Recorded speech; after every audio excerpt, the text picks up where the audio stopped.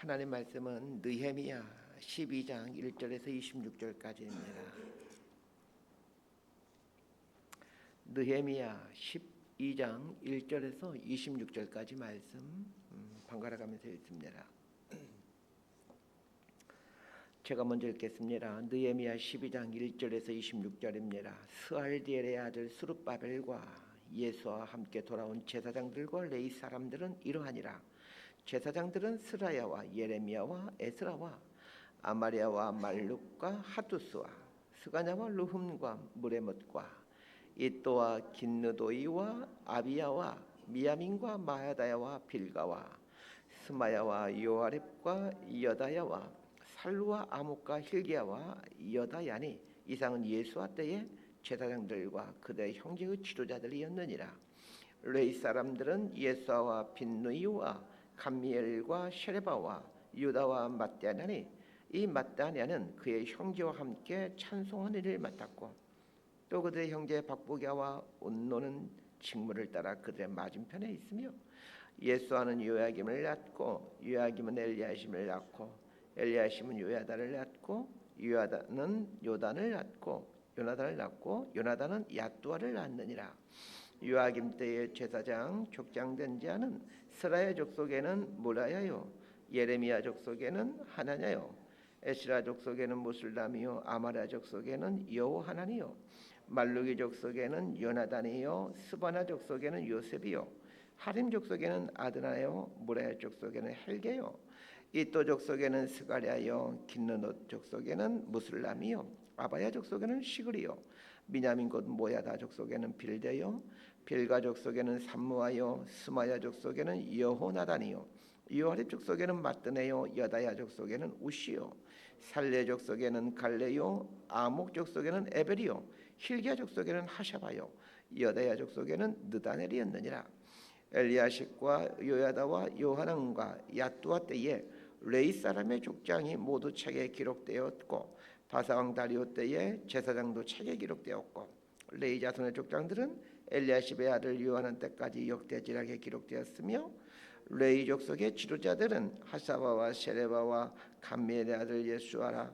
그들은 그들의 형제의 맞은편에 있어 하나님의 사람 다윗의 명령대로 순서를 따라 주를 찬양하며 감사하고 26절까지 함께 있습니다.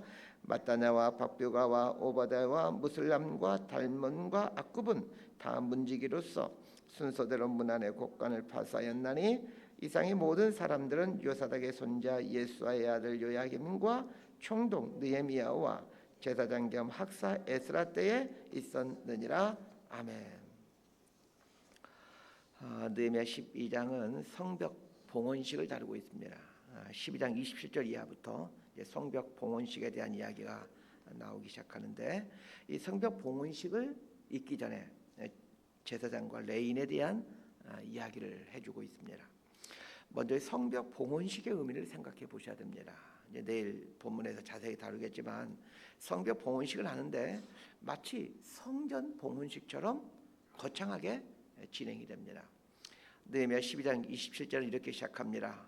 예루살렘 성벽을 봉헌하게 되니, 봉헌식이라는 말은 통상 성전과 관련하여 사용되는 말인데 성벽을 봉헌하게 되었다라고 말하고 있습니다. 이 성벽을 지었다라는 말은 성을 구축했다라는 말입니다. 성을 구축한 이유는 사람들이 안전하게 살도록 하기 위함이죠. 그런데 예루살렘 성벽을 지은 후에 마치 성전을 지은 것처럼 봉헌식을 하더라는 것입니다. 이거는 무슨 뜻입니까? 느헤미야가 성벽을 지음으로 성을 쌓은 것은 단순히 사람들이 안전하게 살기 위한 목적만 있었던 게 아니라 더 중요한 목적이 있었다는 것을 암시해 줍니다. 성벽을 쌓음으로 그 성을 구축한 목적이 그 성 안에 있는 예루살렘 성전을 지켜내고 보호하기 위함이었습니다. 그러하게 성전 봉헌식을 하는 것처럼 이 성벽 봉헌식을 하는 것입니다. 오늘 본문이 12장 1절부터 26절까지는 제사장과 레인에 대한 이야기인데 이 성벽 봉헌식을 준비하면서 제사장과 레인에 대한 이야기를 먼저 하는 것은 성벽을 쌓은 목적이 성전을 보호하기 위함이었다라는 것을 강조하기 위함입니다. 이를테면 성벽은 또 하나의 또 다른 모양의 성전인 셈입니다.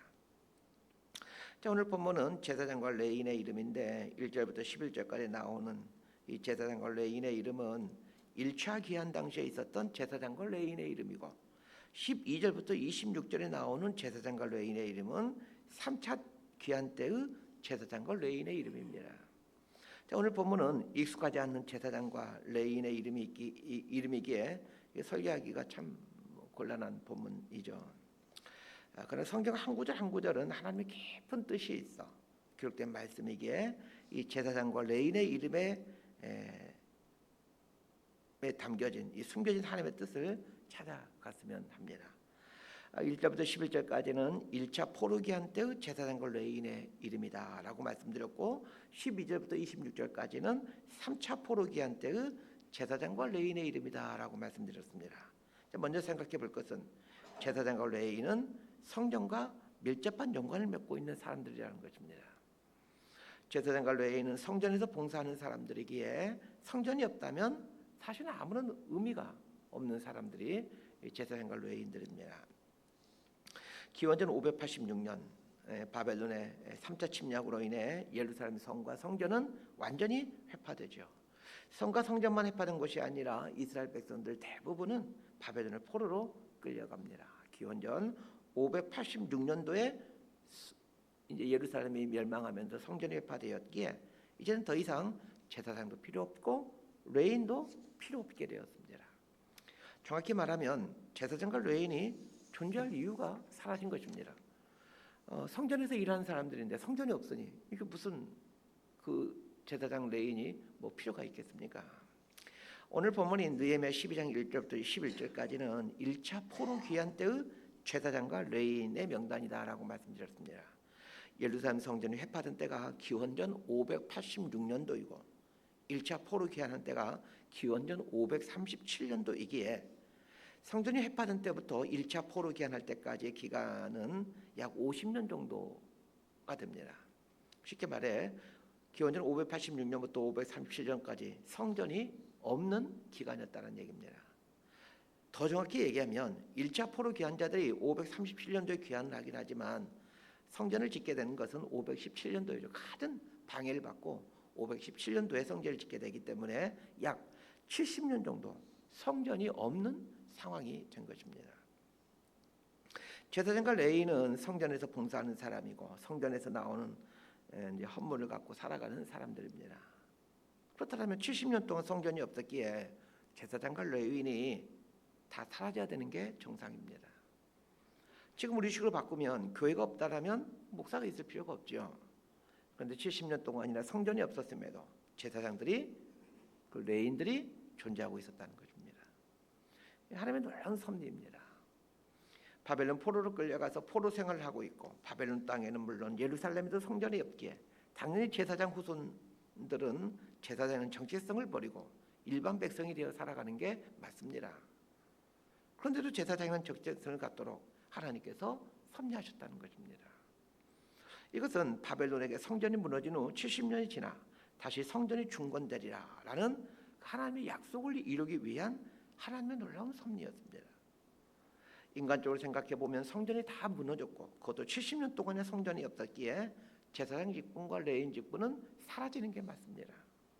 그런데 하나님은 70년 후에 바벨론 포로 생활에서 돌아올 것이며 성전을 재건하게 된다라는 말씀을 주시고는 그 말씀을 이루기 위해 제사장들을 유지시켜 놓으셨다는 것입니다. 이것은 하나님의 성전은 결코 무너지지 않는다는 것을 말해줍니다. 그렇습니다. 하나님의 교회는 주님 오실 때까지 결코 무너지지 않습니다. 이러한 사실은 우리에게 큰 희망을 줍니다. 오늘날 교회가 점점 무너져가고 있지만 그런데 교회는 사라지지 않습니다. 예수님이 다시 오시는 날까지 하나님은 교회를 지키시어 하나님 나라를 이루어가게 하십니다. 이 사실을 믿고 비록 현실은 좀 암울하지만 하나님의 섭리를 붙들고 교회를 섬기고 교회를 굳건하게 세워갈 수 있게 되길 바랍니다. 자, 10절과 11절 말씀 함께 보도록 합니다. 시작. 예수아는 요야김을 낳고 요야김은 엘리야심을 낳고 엘리야심은 요야다를 낳고 요야다는 요나단을 낳고 요나단은 얏두아를 낳느니라. 자, 10절과 11절은 1차 귀환 때부터 3차 귀환할 때까지의 대제사장들의 명단입니다. 잘 알다시피 대제사장직은 그 아들에게로 계승이 됩니다. 10절 맨 앞에 나오는 예수아는 여호수아를 말합니다. 1차 포로기한은 두 지도자에 의해서 이루어지는데 스룹바벨과 여호수아에 의해 주도됩니다. 스룹바벨이 정치적인 지도자였다면 여호수아는 대제사장으로 종교적 지도자입니다. 여호수아는 1차 포로기한자들의 지도자로 이제 포로기한자를 데리고 와서 성전 건축을 하는데 주도적인 역할을 하죠. 여호수아 대제사장의 아들이 요야김이고 요야김의 아들이 엘리야십이고 엘리야십의 아들이 요야다이고 요야다의 아들이 요나단이고 요나단의 아들이 야뚜아입니다. 그러니까 10절과 11절에 나오는 사람들은 모두 다 대제사장들입니다. 이스라엘에 딱 한 명밖에 없는 대제사장이죠. 느헤미야가 3차 귀환자를 주도해서 성벽 재건을 하게 되는데 느헤미야가 유대 총독으로 부임하여 성벽 재건을 하고 있을 때 기원전 444년경인데 이때 대제사장은 엘리야십과 그의 아들 요야다입니다. 느헤미야 당시의 대제사장은 이제 엘리야십과 그의 아들 요야다였다는 것을 기억해 놓으셨으면 합니다. 포로 귀환자들이 예루살렘에 와서 성전을 짓고 또 말씀 운동을 통해 영적인 성전을 재건하고 2차 포로 귀환 에스라에 의해서 영적인 성전이 재건되죠. 또 3차 귀환에 의해서 성벽을 재건해가는 모습을 상상해 보면 사실은 참 고생의 연속이었습니다. 성전을 짓는데 또 성벽을 짓는데 얼마나 많은 방해가 있었는지 에스라서와 느헤미야서에 잘 나타나 있습니다. 1차 기한을 주도했던 스룹바벨, 2차 기한을 주도한 에스라, 3차 기한을 주도한 느헤미야가 얼마나 많은 그 고생들과 험난한 그 역경들을 극복했는지는 성경에 잘 나타나 있습니다. 자, 그렇다면 종교 지도자인 대제사장 또한 이들을 도와 예루살렘 성전을 건축하고 성벽을 건축하는데 앞장섰을 것은 불보듯 뻔한 일입니다. 실제로 1차 기한자들이 성전을 건축할 때 대제사장인 여호수아가 아주 큰 공을 세웁니다. 대제사장이라면 당연히 성전 건축에 인생을 들여야 되지 않겠습니까? 자, 그런데 오늘 본문에 보면 여호수아 대제사장의 손자인 엘리야십, 이제 손자가 엘리야십 대제사장이고 증손자는 요야다 대제사장입니다. 위에서 말씀드렸듯이 엘리야십 대제사장과 요야다 대제사장은 느헤미야가 유대 총독으로 재임하는 동안 대제사장 직분을 감당했던 사람들입니다. 이 엘리야십은 그러니까 느헤미야가 3차 귀환 하기 전부터 대제사장하고 있던 사람이고 느헤미야가 유대 총독으로 와서 얼마 동안 엘리야십이 대제사장하다가 그의 아들이 이제 그 아들 요야다가 대제사장 직책을 이어갔던 것으로 보여집니다. 대제사장 엘리야십과 요야다는 누구보다도 느헤미야를 도와 예루살렘 재건에 헌신해야 될 사람들입니다. 그런데 대제사장 엘리야십과 요야다가 무슨 일을 했는지 보십시다. 먼저 엘리야십 대제사장입니다. 엘리야십 대제사장은 2차 포로기한 이전부터 대제사장으로 있던 사람입니다. 517년도에 성전이 건축되니 엘리야십 대제사장이 사역할 때는 이미 성전이 지어진 지 꽤 오랜 시간이 지난 후였습니다. 성전이 지어진 상태에서 대제사장 직분을 감당하니 좀 한결 수월했을 겁니다. 그런데 엘리야십 대제사장이 무슨 일을 했는지 느헤미야 13장 4절 말씀을 제가 읽도록 합니다. 이전에 우리 하나님의 전에 방을 맡은 제사장 엘리야십이 도비야와 연락이 있었으므로 도비야를 위하여 한 큰 방을 만들었으니 그 방은 원래 소재물과 유향과 그릇과 또 레위 사람들과 노래하는 자들과 문지기들에게 11조로 주는 곡물과 새 포도주와 기름과 또 제사장들에게 주는 거제물을 두는 곳이라. 자, 도비야라는 이름이 상당히 낯이 있지 않습니까? 도비야가 누구입니까? 도비야는 암몬 지역의 총독으로 느헤미야가 예루살렘 성벽을 재건할 때 악랄한 방법들을 동원하여 성벽 재건을 방해했던 사람입니다. 산발락과 도비야가 느헤미야를 아주 적극적으로 방해하는데 대제사장 엘리야십이 그 성전에 도비야를 위해 큰 방을 마련해 뒀다는 것입니다. 그런데 도비야를 위해서 내어준 방은 사용하지 않는 빈 방이 아니라 소재물과 유향과 그릇과 곡물과 포도주와 기름과 거제물을 보관하는 방이었다는 겁니다. 하나님께 제사 드리는데 사용되는 물건을 두는 방을 도비야를 위해 내어줬다라는 것입니다. 엘리야십 대제사장의 아들이 요야다 대제사장인데, 자, 요야다 대제사장 무슨 일을 했는지를 보십시다. 느헤미야 13장 28절을 읽어드립니다.